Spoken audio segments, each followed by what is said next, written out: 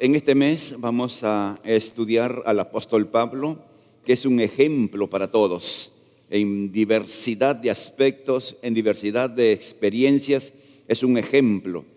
Y él mismo dijo: sean imitadores de mí, así como yo de Cristo. Entonces, si Pablo tuvo la osadía de decir que lo imitemos, implica que sí, tenemos que ver qué aspectos positivos, qué aspectos correctos, qué aspectos debiéramos imitar como hijos de Dios. Así que con eso en mente, vamos al principio. Pablo, el apóstol a los gentiles, así lo llama la Biblia, o así se llama él mismo. Y los gentiles no son personas corteses, educadas, no. En la Biblia el gentil era la persona que no era judía. Entonces a los no judíos lo llamaban gentiles, es el nombre para que podamos entendernos bien. Este hombre, Pablo, es un ejemplo vivo de la gracia de Dios.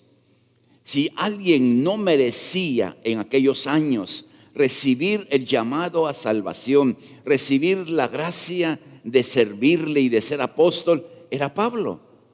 Por todas sus cosas que hizo, que veremos de manera muy rápida, por cierto, todo lo que él hizo lo colocaba en la lista de los menos probables que sean alcanzados por la gracia de Dios. Y como Dios lo trajo a salvación, es el ejemplo para nosotros. Los que estamos acá no habremos sido como Pablo, pero mucho de Pablo tenemos. Y si Dios pudo salvar a Pablo con todo lo que él era y todo lo que él hacía, con mayor razón hoy día podríamos decir que la salvación está al alcance de cualquier ser humano, independiente de su código de conducta, de su odio a la fe, a la iglesia. No interesa, es un candidato para salvación. Amén. Así que para entender al apóstol Pablo vamos a ver un poco sus antecedentes históricos.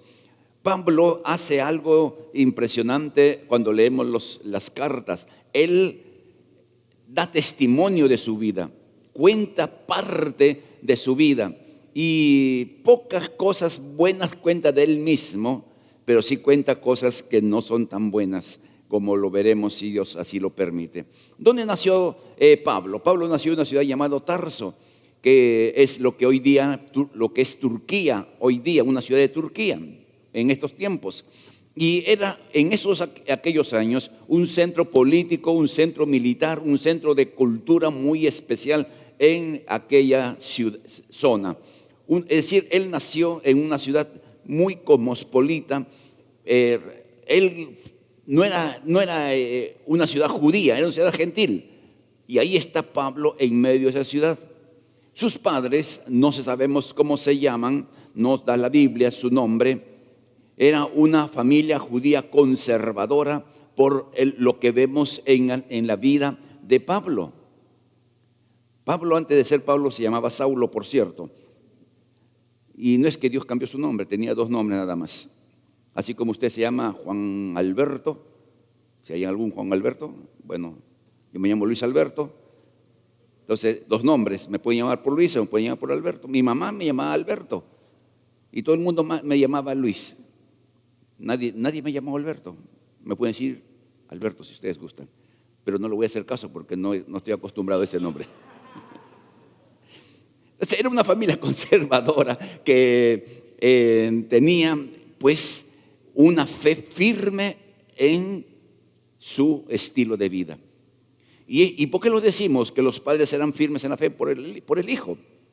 Porque viviendo en una cultura pagana, viviendo en una cultura idolátrica, viviendo en una ciudad cosmopolita, Pablo, el hijo de estos padres, mantuvo su fe al punto que fue circuncidado, dice la Biblia, Filipenses 3:5, a los 8 días de nacido, siguiendo lo que llamaríamos la costumbre o el modo de vida religioso de Israel de aquellos tiempos. No estaba en Israel, no estaba en Jerusalén, no estaba en ninguna ciudad de la tierra escogida por Dios, sencillamente estaban viviendo en otro lugar. Pero a pesar de eso, conservaron la costumbre de circuncidar, que era la señal de que este muchacho, este bebito, era un judío reconocido por la circuncisión.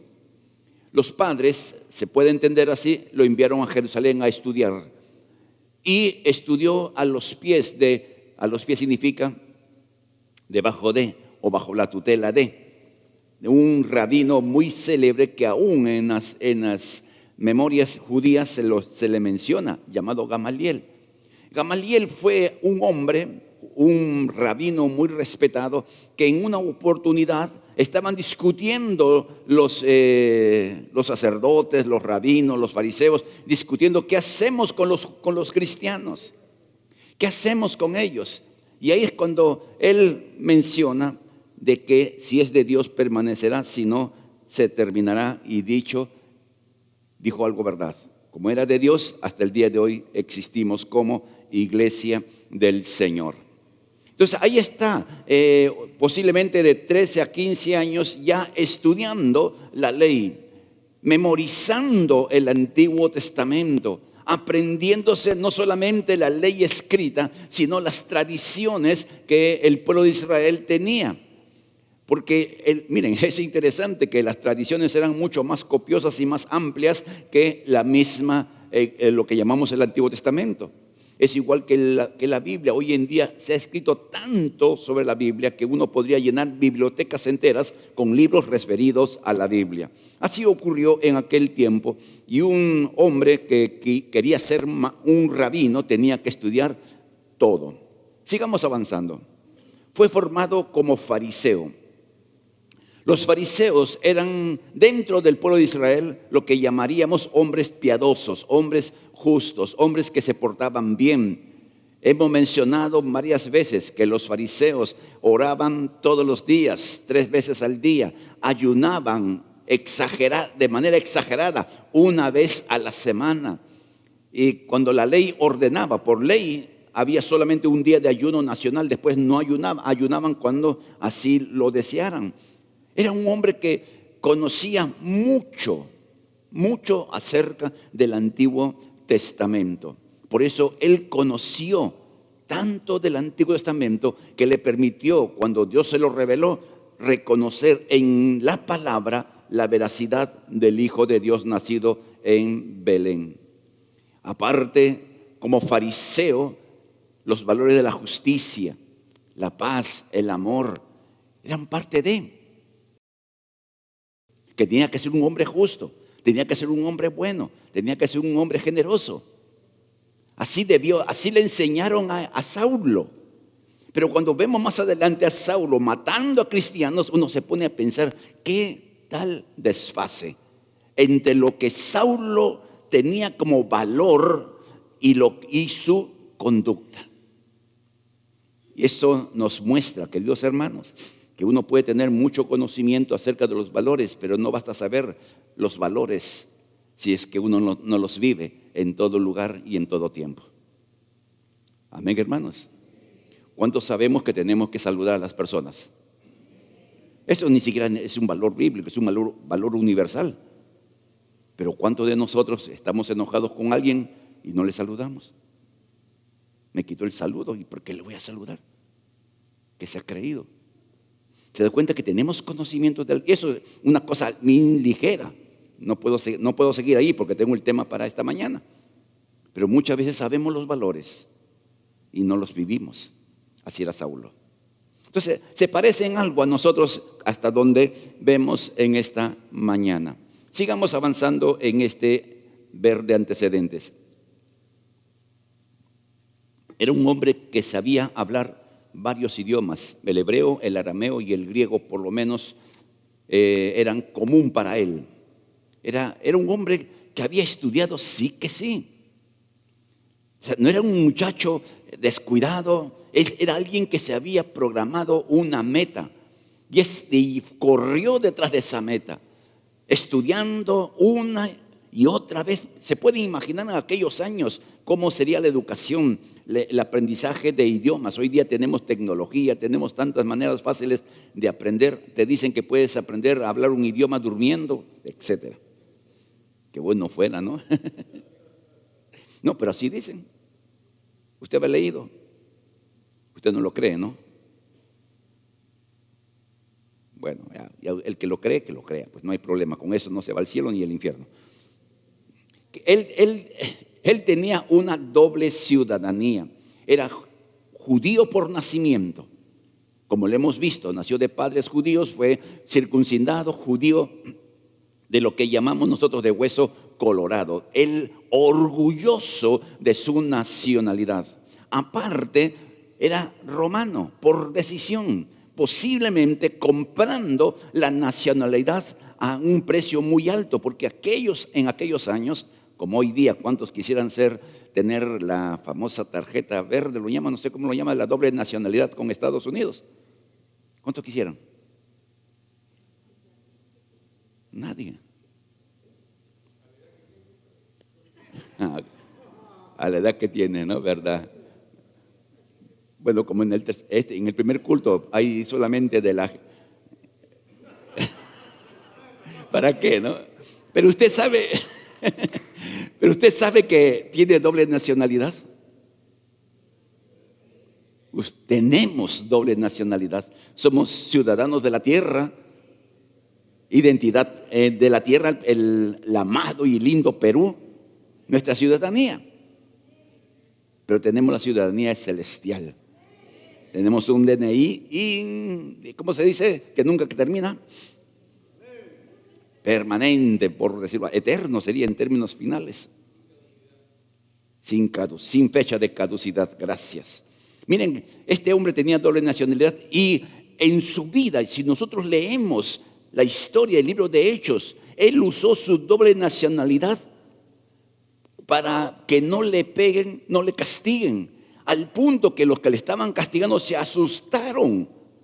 Dijeron, ¡hala, que hemos golpeado a un romano!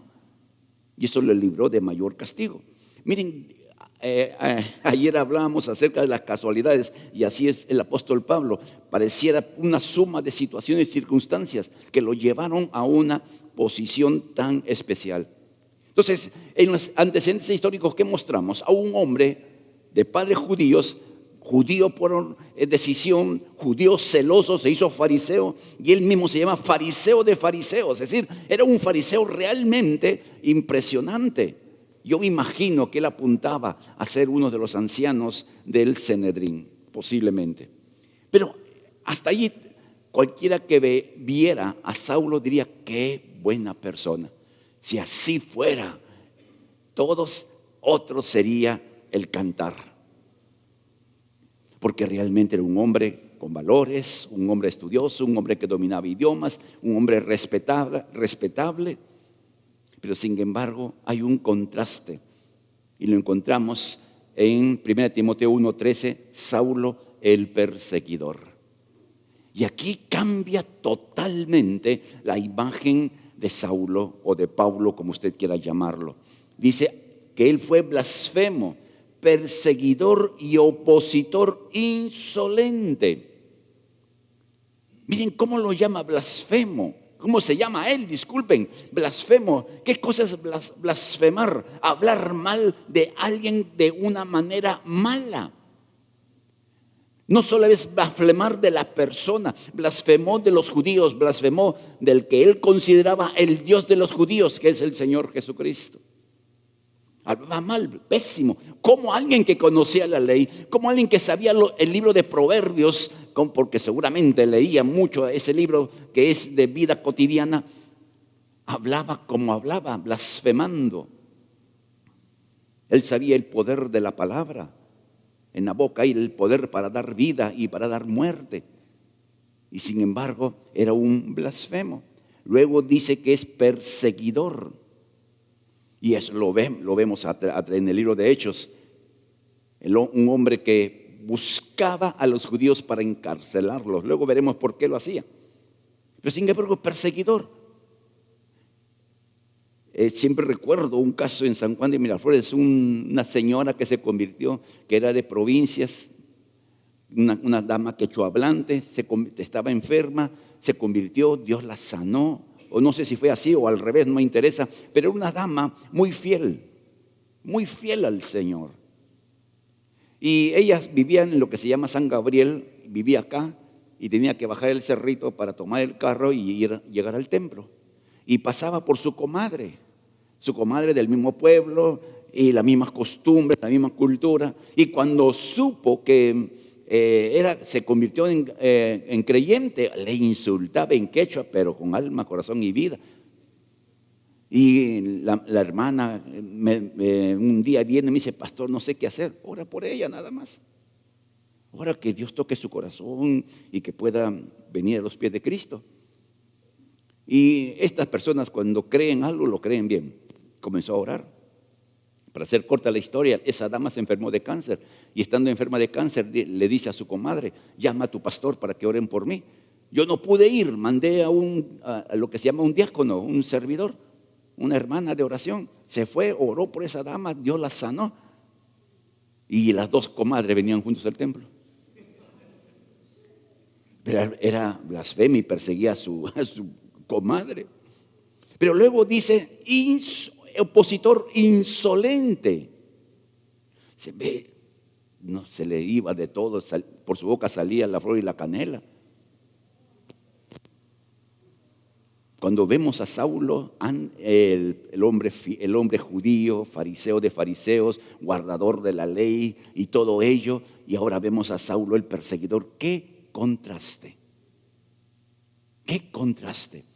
Una lección que podríamos decir, amados hermanos, es que el conocimiento por sí solo no transforma la vida. No transforma. Yo imagino que toda persona que vive cautiva de las drogas sabe que es malo y lo sigue haciendo. Como ustedes no, el segundo culto y tercero, de repente hay personas que saben que algún alimento les hace mal, igualito lo comen. Usted no, pues no, usted es calidad.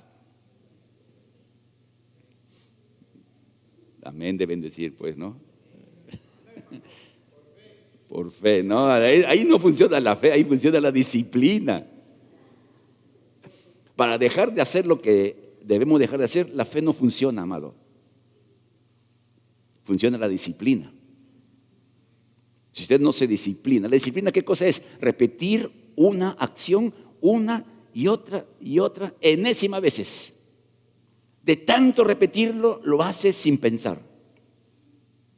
Pero nuestra mente es tan hábil para engañarnos. No, hoy día no más. No, hoy día no más, ya, mañana. Es la famosa dieta del lunes. ¿Cuándo comienza la dieta? El próximo lunes. Entonces miren a este Saulo perseguidor. Vamos a verlo un poco más en detalle. Avancemos y veamos cuál era la meta de Saulo. Matar cristianos. En Hechos 9:1 dice: mientras tanto Saulo pronunciaba amenazas en cada palabra y estaba ansioso por matar a los seguidores del Señor. Ansioso de matar a seguidores. Es el sicario de aquellos años, porque para eso vivía. La Reina Valera dice que respiraba amenazas. Es decir, que todo su ser estaba enfocado en causar el mayor daño a los creyentes, a la iglesia. Pero como no podía matar a todos, ¿qué hacía? Los arrestaba. Hechos 22:4 dice que metía a la cárcel a hombres y mujeres, arrastrando a las damas por las calles, llevándolo del cabello. ¿Se puede usted imaginar eso, ese cuadro? Un hombre agarrando a una mujer, jalarle del cabello, arrastrándolo por la calle. Por eso decíamos al comenzar, no merecía nada. ¿Qué merecía? Fuego, Señor. No, es lo que merecía.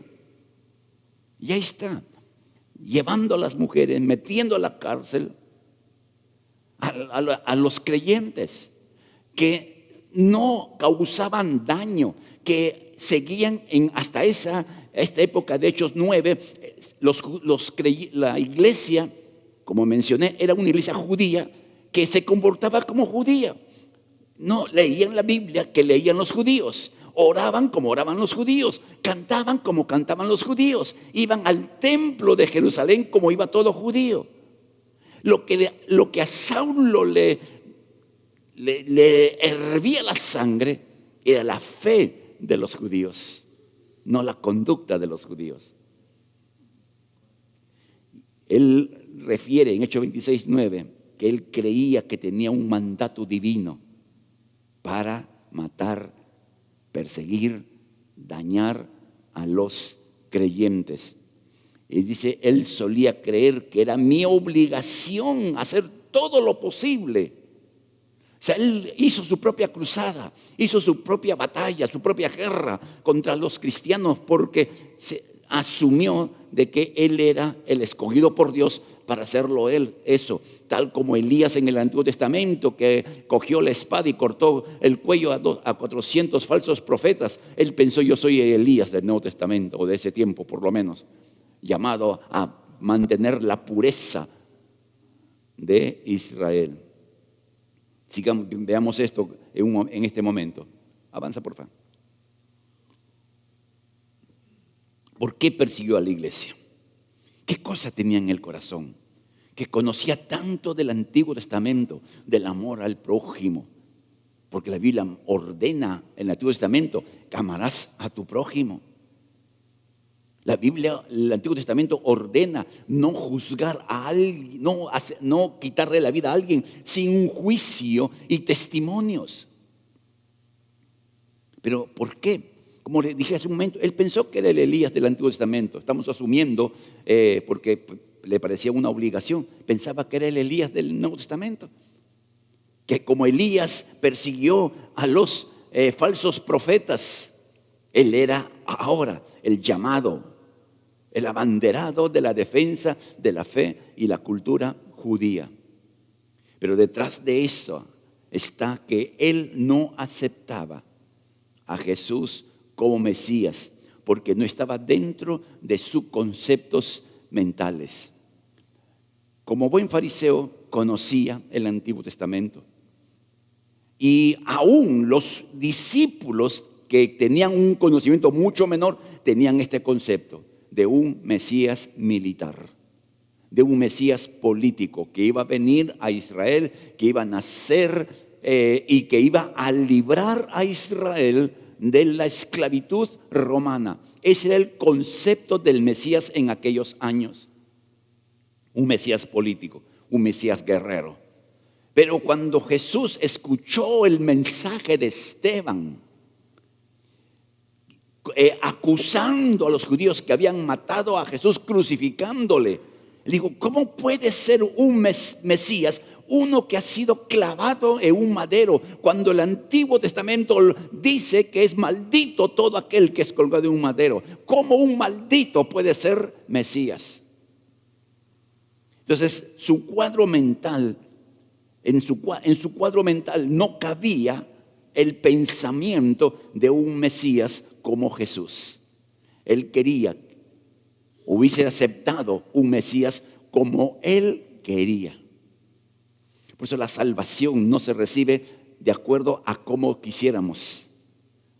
La salvación se recibe tal como Dios lo diseñó. Amén. No lo podemos ganar por lo que hacemos.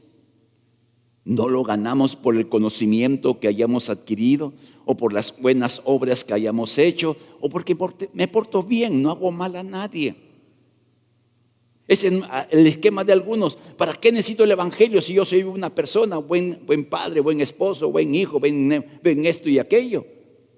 El esquema de mucha gente es que la salvación se gana por lo que uno hace, por los méritos que uno tiene. Eso es lo que pasa con el apóstol Pablo, que desde su perspectiva legalista, él pensaba que tenía que ganarse la salvación y que bien ganada la tenía por su estilo de vida. Viene el mensaje del evangelio. ¿Qué tengo que hacer para ser salvo? Creer en el Señor Jesucristo y serás salvo. ¿Y la ley? No, creer en el Señor Jesucristo y serás salvo. ¿Y los 10 mandamientos? Creer en el Señor Jesucristo y serás salvo. O sea, descuadró totalmente toda la teología y toda la teoría de Pablo. Por ello, él asumió que tenía que defender la pureza de la fe judía. Miren ese Pablo, Ahora, como decíamos desde el comienzo, él no merecía absolutamente nada. Por su conducta, por su pensamiento, por su actitud asesina contra la iglesia. Pero el Señor, nuestro Señor, tenía otros criterios. Si yo preguntara, ¿cuántos de ustedes en algún momento de su vida dijo, un día voy a ser cristiano evangélico? Un día voy a ir a la iglesia. ¿No? Algunos quizás, pero la gran mayoría evangélico, no, eso no es para mí. Cualquier cosa menos evangélico. Pero eso es lo que pensábamos. Pero Dios, que te puso la marca antes que tú nacieras, antes que el mundo existiera, dijo, bueno, sigue viviendo tu vida hasta que llegue mi momento. Y llegó el momento de un encuentro, no de Saulo con Jesús, un encuentro de Jesús con Saulo. Muchas veces decimos esto y nos equivocamos. Me entregué al Señor. No te entregaste. Él nos tomó. Amén. Dice, me convertí al Señor. No, Él nos convirtió. ¿Qué otra forma decimos? Tantas formas que como que uno es el que ha hecho las cosas. Uno solo recibió la salvación por medio de la fe. Entonces sale Saulo buscando cristianos para llevarlos a la cárcel. Buscando a ver la posibilidad de afectar más. Y en el camino a Damasco, el Señor sale a su encuentro. ¿Sabe usted que Dios tiene un reloj perfecto? Lo ubicó en el lugar correcto, en el tiempo correcto, en la curva del camino, cerca de una ciudad donde había un discípulo obediente llamado Ananías. ¿Cómo es Dios? Impresionante, ¿sabe? Pero a mí me impresiona el Señor apareciéndosele. Y lo llama por su nombre, Saulo, Saulo. ¿Y qué le preguntó? ¿Qué pregunta? La pregunta correcta debió ser, ¿por qué persigues a los cristianos? Pero esto nos enseña, quien te afecta a ti, no te está afectando a ti, está afectando al Señor de tu vida. Por eso pongamos un ejemplo. Ahí tiene usted esos petizos que es medio Speedy González mezclado con alguno más por ahí. Así. Y de repente viene una persona que le molesta a los niños inquietos y ¡tacapam! Le dan un lapo, una cachetada. ¿Usted qué hace? ¿Qué haría usted? Como padre, pues, te olvidas de que eres cristiano.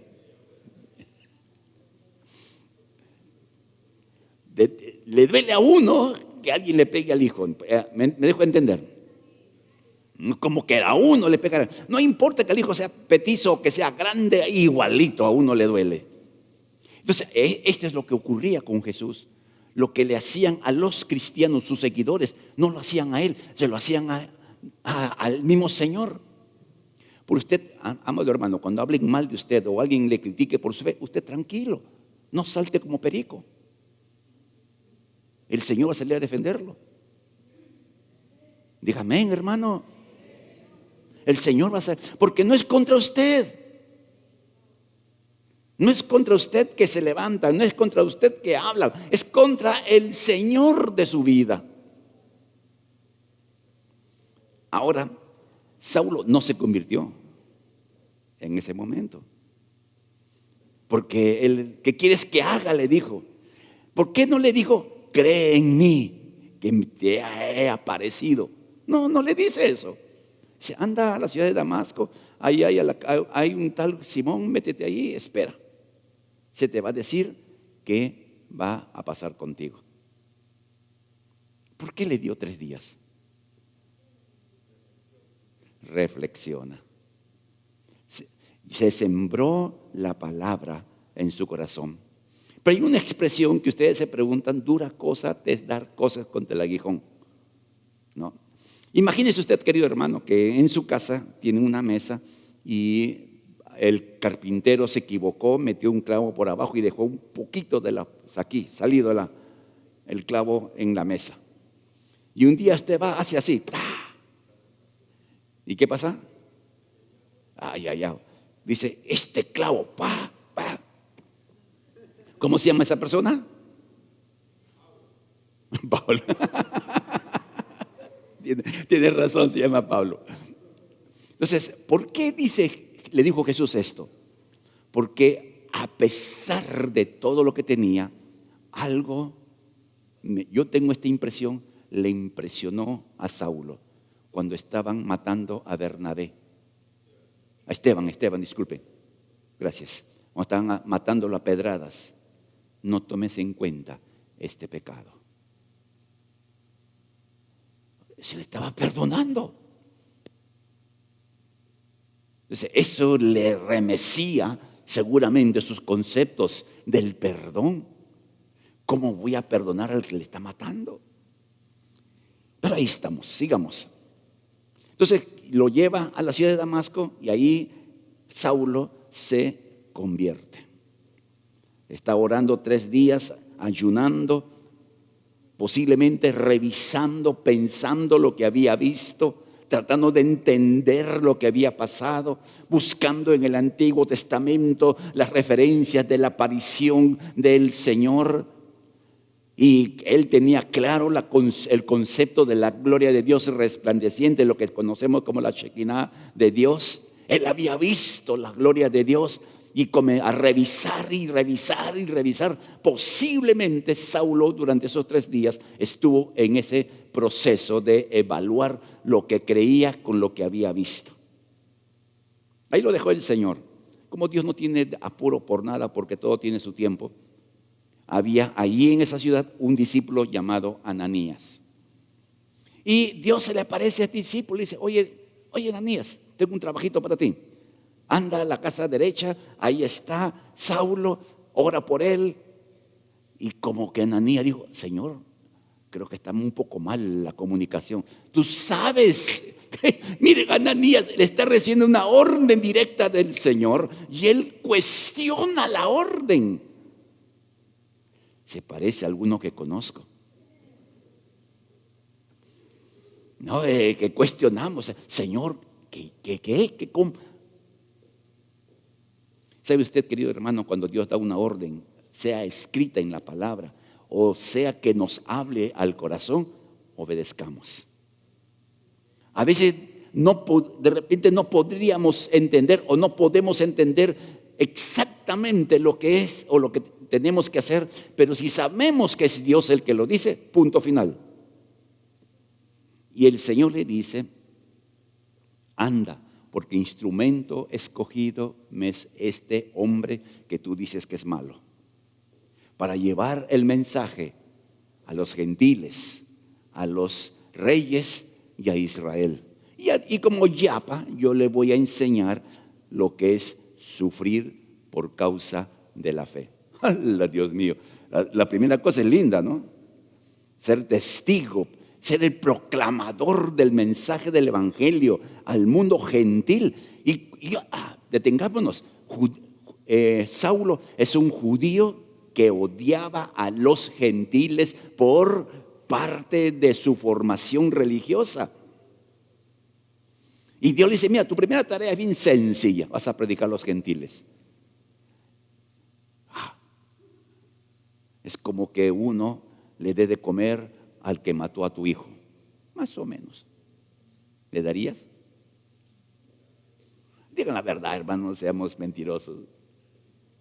No.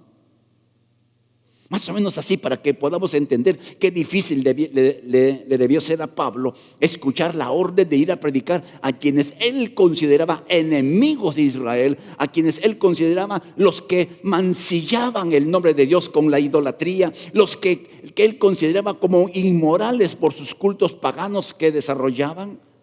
Predicarles a él el mensaje, llevarles a él la palabra. Aunque en el Antiguo Testamento dice que Israel iba a ser luz a las naciones. Pero a veces la torpeza humana nos hace perder de vista lo que realmente Dios dice. Entonces la primera tarea le era complicada obedecerla por su cultura. La segunda tarea, ir a predicar a los reyes, los que gobernaban el mundo y los que habían llevado a la cautividad a Israel. O sea, es bonito en cuanto a nosotros que lo vemos como oportunidad de llegar a las altas esferas de poder, pero para él, el emperador era el conquistador, el enemigo más odiado de Israel. Y que no eran ningunos santos, pues eran gente malvada. Cuando, ¿cómo se llamó un general romano en la última conquista de Jerusalén? Sí, gracias. Mató a tantos judíos crucificándolos que se acabaron los árboles. Ya no había árboles para hacer más cruces de tantos judíos que mató. Ese era a quien Pablo tenía que ir a predicar, a ese tipo de hombres. Y usted sabe que llegó a predicarles. Llegó llevándoles el mensaje. ¿Que se convirtió? No. El punto, amado hermano, en esto no es que la gente se convierta, sino que tenga el testimonio de la verdad de Dios en su mente y en su corazón, para que no digan, no lo supe. Por eso la tarea de la iglesia no es convertir a la gente, porque ni siquiera nosotros mismos nos podemos convertir. La tarea de la iglesia es sembrar la palabra de Dios en los corazones que estén a nuestro alcance, para que cuando llegue el día en que tengamos que ser juzgados, podamos decir, hice lo que debía haber hecho. Y para que aquellas personas, cuando sean juzgadas, Dios les dirá, tal día, en tal lugar, tal persona te predicó el mensaje del evangelio y no quisiste recibirlo. La justicia de Dios es esto. Dios es justo. Y es por eso que le mandó a predicar a los reyes. Y lo cumplió. Él predicó a reyes, incluyendo al emperador. Y al final le dice, vas a predicar a los judíos. Desde la mentalidad judía, primero debió predicar a los judíos. Si alcanzaba tiempo, a los gentiles. Y al último, los reyes.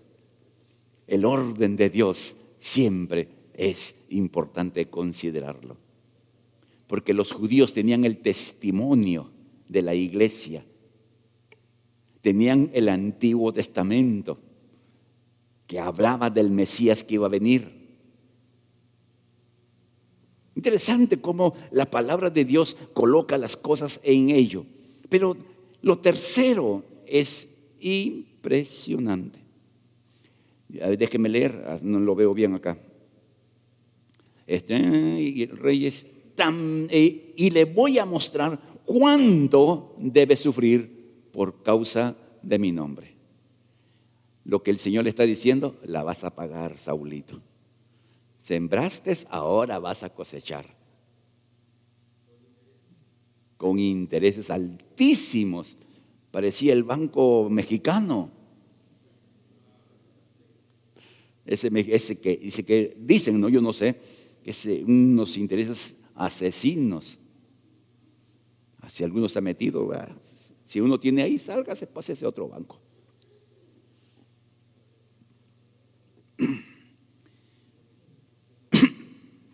¿A usted le gustaría que le digan, entrégate a Cristo para que sufras? ¿Usted hubiera aceptado? Esa es la letra chiquita del contrato, que usted no lo leyó. Y a buena hora que no lo leyó, amado hermano. Esta es la letra chiquita del contrato de que Dios está haciendo con Saulo.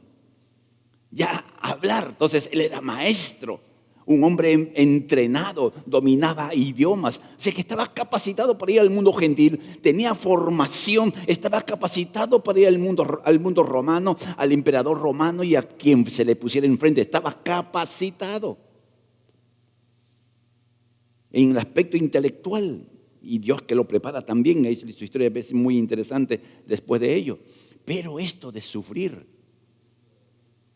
eso no cuadra en nuestra realidad. Por eso la Biblia nos enseña reiteradas veces que todo hijo de Dios no es un viaje a las Bahamas.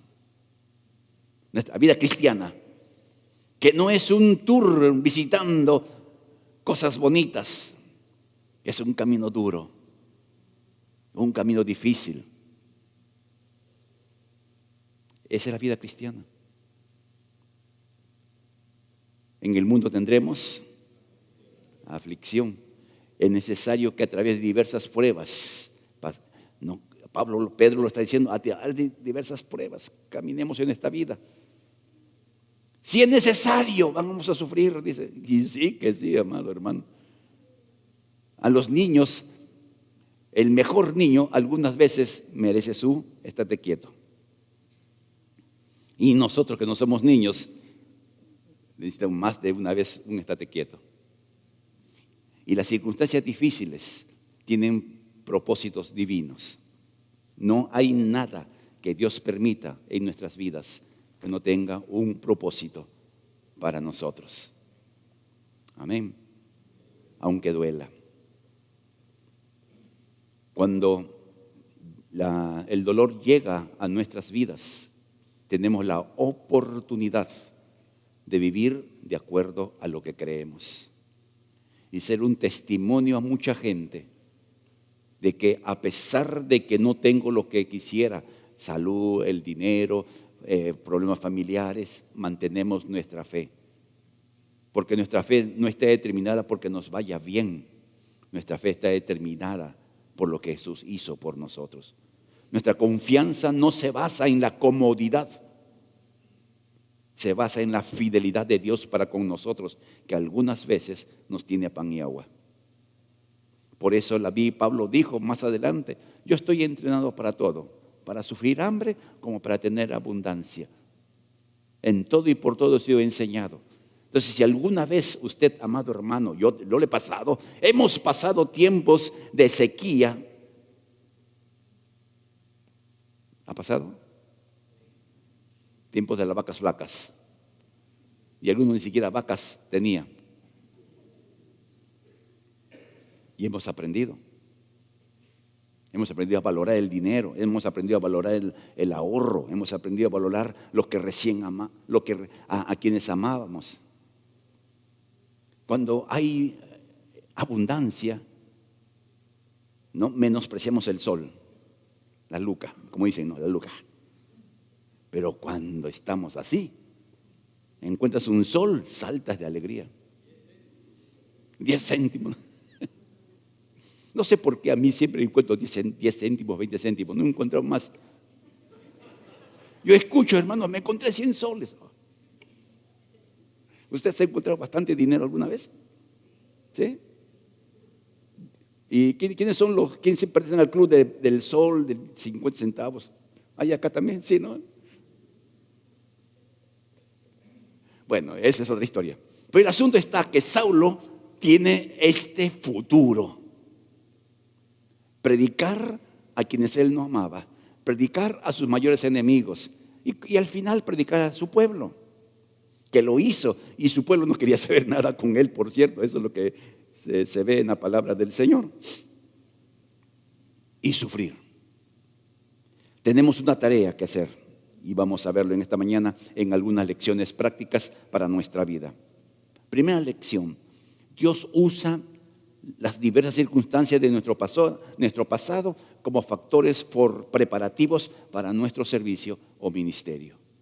Nuestra vida pasada no es una vida malgastada, fue una vida de preparación para servir al Señor. Dios fue juntando, permitiendo que nos pase esto o permitiéndonos que hagamos aquello, para que en esta altura de la vida, como hijos de Dios, seamos lo que somos gracias a lo que vivimos. Parece un poco inusual, pero generalmente las cosas que hemos hecho o nos han hecho estaban fuera de la perfecta voluntad de Dios. Dios los permitió, porque eran decisiones morales, decisiones voluntarias, o de uno o de otros. Entonces, primera cosa, si usted estudió, usted logró una posición, es para que como creyente use su posición para hacer luz en el lugar donde usted está. Usted llegó a tener como hermanos que han logrado tener su negocio, han tenido su emprendimiento y les ha ido bien. Dios permitió tener la sabiduría, la habilidad para hacer negocios o para hacer un emprendimiento, para que seas luz en donde tú hagas tus cosas. Justicia, buen precio, cumplimiento de palabra, buen trabajo. Entonces, todo lo que tú has tenido, todo ese bagaje que has tenido antes de ser cristiano o cristiana, es para hoy. Aprendiste a cocinar bien rico, hazle un tallerín al pastor Veras, a ver, él te da la puntuación.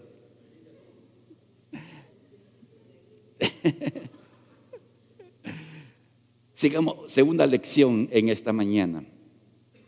Nuestro estilo de vida en el pasado no es límite para la inagotable gracia de Dios.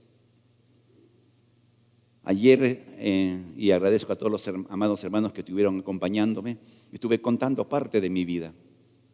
Yo a los 12 años ya era creyente. Entonces yo no tengo mucho kilometraje de pecado en el mundo. Mis pecados son dentro de la iglesia. Pero algunos sí han tenido un gran kilometraje antes de ser creyente. Y han hecho cosas que recordando las avergüenzas, dice la palabra. Pero fíjese, no interesa. No interesa que un niño de 12 años tome su decisión de fe y un hombre de 40 años tome su decisión de fe. No hay límite para la gracia de Dios. Porque para Dios no cuenta cuántos pecados cometimos. Dios cuenta nuestra vida como un instrumento para su gloria por pura gracia. Así que, amado hermano, por eso tenemos que predicarle inclusive a aquellos que no quieren saber nada del evangelio, aquellos que rechazan, aquellos que se burlan. Tenemos que predicarles porque no es límite. La gracia de Dios puede llegar a su vida y puede ser salva.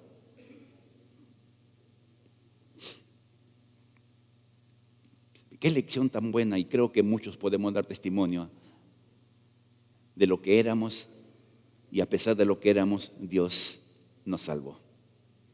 Amén. Otra lección más, tercera, y con esto estamos terminando. La salvación eterna, lo que Dios ha hecho por nuestras vidas, no depende de nuestro pasado, que puede haber sido tranquilo o tormentoso.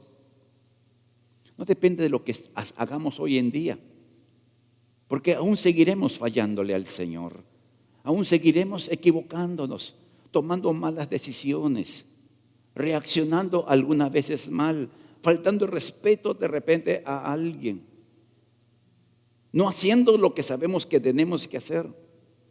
La salvación no depende de lo que hagamos mañana o pasado. Solamente es por la gracia de Dios. Un día el Señor nos encontró en el camino. Usted no se cayó del caballo, menos mal. Y no, la Biblia, ¿sabe usted? Entre comillas, entre paréntesis, no dice la Biblia que Saulo iba en caballo. Dice que se cayó al suelo nada más. Así que eso del caballo, ese es ya creatividad humana. Bonito suena, ¿no? Pero no hay un referente bíblico para decir se cayó del caballo. Pero Dios nos bajó de nuestro orgullo personal, de nuestra presunción de que no necesitábamos a Dios, ¡pum!, al suelo. y es gracia de Dios. Y si la salvación que tenemos es por la gracia de Dios, ¿cuál debe ser nuestra actitud y nuestra conducta como creyentes? Gratitud. No hay otra cosa más. Y no una gratitud expresada solo en palabras, porque es fácil decir gracias, Señor, y seguir mi vida. No, una gratitud demostrada en un estilo de vida, que sea una manera de decir gracias, Dios. Que nuestra vida en nuestra casa, nuestro trabajo, en los diversos ámbitos de vida, sea una expresión de gratitud. Por eso Pablo nos enseña, hagamos lo que hagamos, hagámoslo para el Señor. Que nuestra vida sea una muestra de gratitud. Aquellos hermanos que sirven, mis hermanos ujieres, los hermanos de los diversos ministerios, sea para agradar a Dios. Y Dios ha de recompensarnos a todos de acuerdo a la fidelidad con que servimos al Señor. Saulo es un ejemplo de la gracia de Dios, como usted también lo es. Tal vez no haya sido tan perverso como Saulo, pero éramos pecadores como Saulo. Y así como Dios salvó a Saulo a pesar de lo que era, Dios nos salvó a nosotros a pesar de lo que éramos. Amén. De pie, por favor.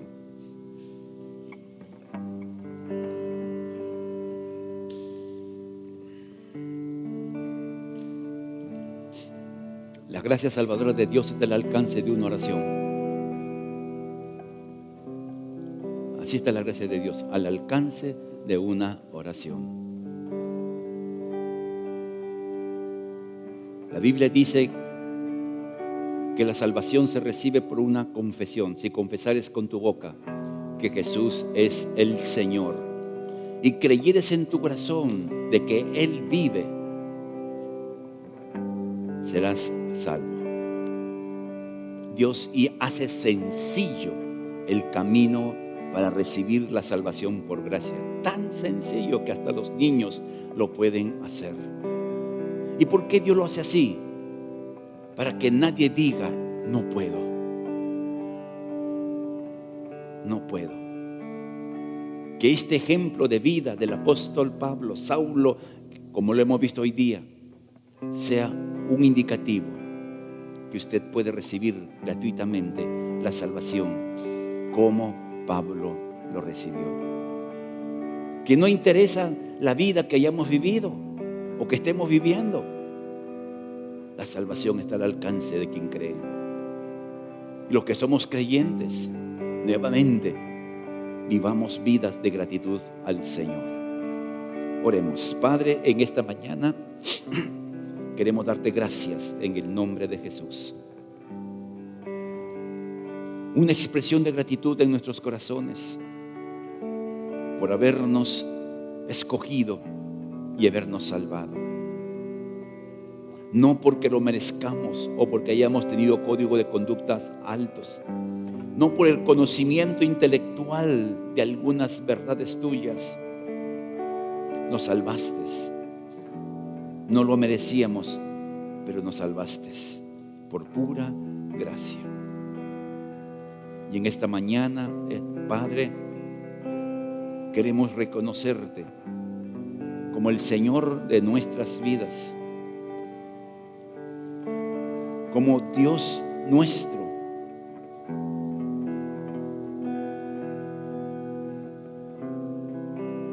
Como el Señor que nos encontró en el camino y nos libró.